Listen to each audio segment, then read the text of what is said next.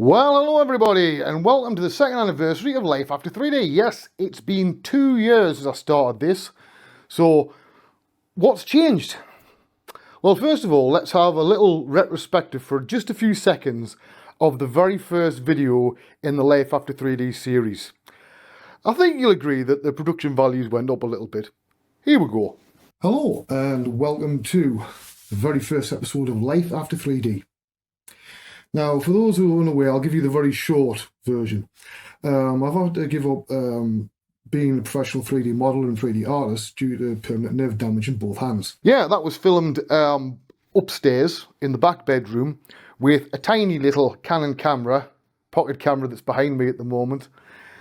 The sound was fairly shockingly bad. I used the Zoom H4n to capture the audio, but obviously there was no acoustic insulation. It sounded terrible.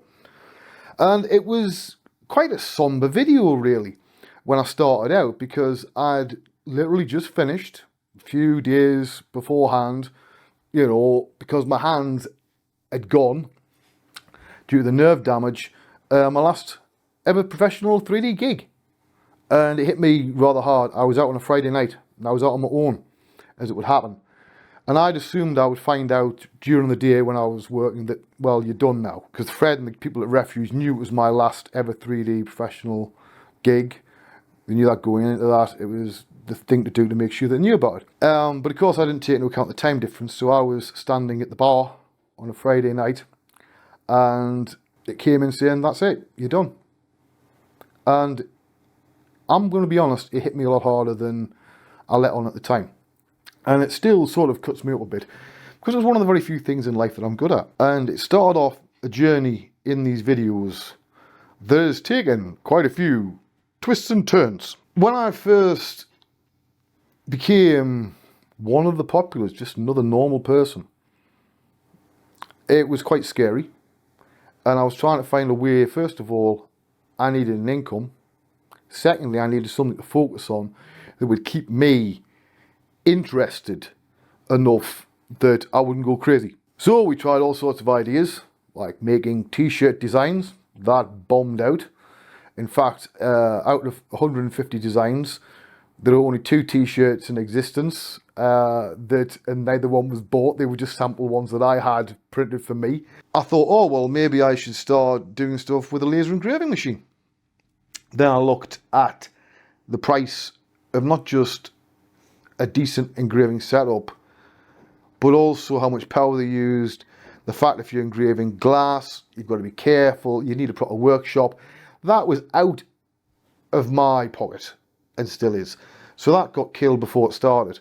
Obviously, I've been a musician for years before I was a 3D artist. I started playing guitar at the age of 6. I'm 53 later this year. That's quite a lot of years. But the thing about music is, although I enjoy doing it, and I like to think I'm pretty good as a player and as a singer and a songwriter, it's a money pit. It really is a money pit. You won't make a lot of money out of music, especially not if you're not gigging. Now, although I've done gigs and stuff like that, I haven't got a full band. If you're going out on your own, you're not really going to be doing large places starting out. And let's face it, I haven't exactly got the world's biggest following, right? Because I cover quite a lot of different styles, which, like a lot of things in my life, has a habit of pissing people off because I do more than one thing well. Look, sue me, right? I'm a fucking polymath. It's not my fault. It's the way I was born, right? I'm good at lots of things. There was a constant case of what the hell am I going to do next? And most of the time it was me going, I don't know, and trying things at random. I did toss around with the idea of doing a very in-depth tutorial series on art and sculpting from the start. That's still sort of hovering somewhere, but given the nature of my hands, it's not as easy as people would think. So let's cover about these things. Did I make the right choice by giving up 3D? Yes. These are worse than they've ever been. If I'm sitting now at the computer, unless I'm just watching, say, videos on YouTube and stuff, even then, the pain in my hand is astronomical. if I do very much at all. The fact that if I sit here for long periods, my arthritis gets to the point where I can hardly walk. So yes, I made the right choice. I do find it bizarre that although my hand-to-eye coordination skills are now absolutely atrocious, and if you asked my child and my wife about me during the day and how many times I knock things over, how many times things get swore at, it's quite astronomical, but yet I can still pick up the guitar over there and play away. And the way I explain that is the notes on a guitar don't move, right? If you're on standard tuning, a G note is still a fucking G note and it's in the same places, right? Whereas if you've got, say I've got this, it's an extension for a lens that I mean to put upstairs. That is in a different place each time I put it down and pick it back up. And I've got to consciously think, like when I grab a hold of this, I'm thinking, keep a hold, keep a hold, keep a hold, keep a hold. Don't drop it. Because if I take my mind off it at any point, it could just drop like that. Now, obviously, if you've got a scalding hot cup of coffee, this can get problematic. And of course, after a while, I thought, I'll move into editing. Always been good at editing. So I went down the rabbit hole of editing and colour grading and stuff like that. We upgraded the setup. Currently, there's two lovely lights here that I've got, one filling blue on the background and one there, and I can actually control this with my phone. Right, so if I turn that light off, boom, there's the key light, right? See, there's the backlight. So there you go, see? Lovely. Now this let me down a different rabbit hole. So instead of editing, I thought, well, the thing is I need stuff to edit. And at the time I wasn't aware of a lot of places you can download good professionally film footage and edit it together to show you can edit. So I bought all the cameras. And by all the cameras, I mean all the cameras. There are 3 film cameras in this room at the moment and another one upstairs. And that's not including the other cameras that are behind me, behind this chair. So then I thought, well, wait a minute, I filmed some stuff, and I think the first thing I filmed was a promo for Daisy Sparkles Photography. I realised I was let down by shonky gear. There wasn't a lot I could do. I needed more control over the lighting. So I upgraded a lot of the gear at great expense. I ended up filming a few things, but the main thing I filmed last year, which took most of the year to make, was the documentary Not for Burning, which is about the plans to try and build an incinerator in the centre of my hometown of Consett, which the majority of people in the town are against. Now I learned about 2 hours ago that, right, I'll give you the short version. They went through the courts, they kept losing. They went to the Secretary of State, he said, no, fuck off, right? So they weren't having any of it because there's a lot of money in this sort of thing. You know what I mean? Especially if they're doing that, if you get my drift. So they decided to take the government to court. They lost. They lost today. It's been announced. So I'm tempted to do a recut of Not for Burning, change the end screens. There was a lot of stuff that didn't make it into that I've had to one side because I thought, well, I can't really put this in because it's a little bit libelous or it's a bit too much of a hot potato because I've still got to be able to walk around my hometown without getting knocked on the head. I don't think I'll put a lot of that stuff in, but it is something that is safe should anything ever happen to me. Yeah, I know that's paranoia, but you know, it's only paranoia if you're wrong. So now I've just finished the Steel Tower music documentary. I did a music video for my dad because although he's been a professional, he was a professional singer for years, never had a music video. And he recorded what will probably be his last ever recording on me about 2 years ago. We put a video out, but I was meant to do a proper one. I never got round to it, and I realised about 2 days before Valentine's Day, he's 79, currently he'll be 80 in May. Better get me bloody skates on them. So I planned it all out while I was walking around the Metro Centre. Everything was filmed, edited it all together and put it out the day before Valentine's Day. And I'm proud of that. And more importantly, my dad thinks it's fantastic. The Steel Tower music like little 8-minute documentary, I don't mind saying that has totally fell on its arse. Mostly because every time I try to promote it on social media, it gets a shadow ban. And this is because more and more these days, if you try to promote something, they'll purposely sink it as low down as they can in the hope that you will pay for lots of advertising. Now, I know somebody's paid for lots of advertising. You know what happened? The majority of the views were bots, not people. It did not increase their sales one iota. Plus, I haven't really got that sort of money to throw about. So now there's nothing I have filmed that needs editing. I've finally got to nearly the end of February here, and now I can start moving forward. But this is where the problem occurs, because as some of you know, I'm a lecturer for the University of Hertfordshire, lecturing on a Masters in Game Art and Design. It does very well. It's one of the top courses in the country of its type, and we have lots of very talented students. However, my hours jumped dramatically in September, and I mean by about triple. So at the moment, when I am available to film stuff, most people are finished for the day, and they're closed, and they're at home relaxing. Or it's on a weekend when people have got other plans.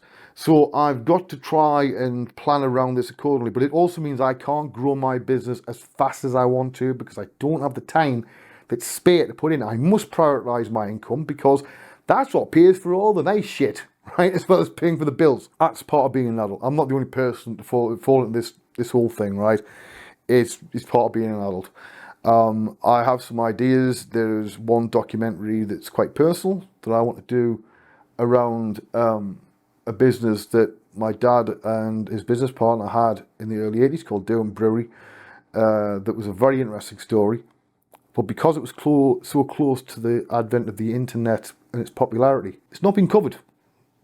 My dad and his business partner Des are the only people with the information on the planet. And it would be a shame if that whole story got lost, for want of a better word. So that's one thing I do want to do. How interesting is the rest of the world? Well, we'll have to see. My dad is a very personable guy, and he's quite engaging. I still have to rework a script for a short film. I need to start putting 2 actors in place at the moment. I need to find 2 more. I need to nail down 2 to 3 locations that I haven't got at the moment, and then try and work out how to get everybody in the same place to film stuff, which will be fun. But I'm very pleased with the script. I think it's really good. I've run it past a few people, and they've all been quite impressed. So that's the 2nd year anniversary. It's not much rock and roll stuff to cover, you know. It is what it is. I'm working. The hands are more knackered than they've ever been. I'm getting older, as we all are. And I'm trying to find time to do stuff. Now, I mentioned in the last video why there'd been a 6-month gap. And I felt that the YouTube algorithm was bullying me into basically being a glorified weekly news program on AI. And although I have interest in that, it's a very divisive field. There are fanboys on either side, and no matter what you say, you're about to piss somebody off. And I'm aware of the old saying, if you're not pissing somebody off, then you're doing something wrong. But in this case, there's some very heavy beliefs that people aren't going to change. I didn't really feel like doing a video once a week on the same day, absolutely, whether I had something to say or not. So now I'm going to make these videos when there's something to say. And a lot of it was about, it's like a video diary, like the old Waynecasts were, for those of you that remember those, going back over a decade ago. That was me wandering about with the camera, talking whatever was in my head to get it out of here so I could do stuff. And it was quite entertaining. I was playing an exaggerated version of me. If anybody's really curious, I think there was 150 of them that I made, usually in 2 and 3 parts. And it's quite interesting. It's an interesting diary, if you know what I mean, of my life. Covering from before I had any kids to, and didn't have a career, to suddenly being flavour of the month and travelling all over the world and lecturing and doing stuff. And yeah, it was quite a fun time. But now, depends what I've got to talk about. I'm going to try to make sure it's not all just self-promotion stuff, but to be honest, you're going to have to suck it the fuck up, right? Because this is the only way I can promote things. Now, you'll notice on that screen there, he says, try to work out where I'm pointing to, I've got the logo of Bluebeard Productions. I will put a link down there, right? Please go and subscribe, because anything that I do that is a music video, a documentary, a short film, anything that with the camera set up properly that's not me talking to a fucking camera, that's its main home. Now, yes, I put it on here, but that's purely because I have about 1,700 subscribers, right? So I'll be stupid not to. But I would like to build that up, and eventually stuff will just go on there. So go and head over, Subscribe. What do you got to lose? I think, like, you know, sometimes it'll be 6 or 8 months between me putting videos up. It's not like it's going to pop up all the time and annoy your feed. So give it a go. What does the next 2 years hold? I have no fucking idea. Hopefully I'm still making money. I am aware that at some point my knowledge will become so dated, unless I keep it up to date, that the university might well let me go, in which case I will be right royally fucked. Because I need something to take its place, and currently there's not enough time to get the business to the level it needs to be to do that. Right, I'm Wayne Robson. This has been Life After 3D. 2 years, and I'm still here. Bye bye.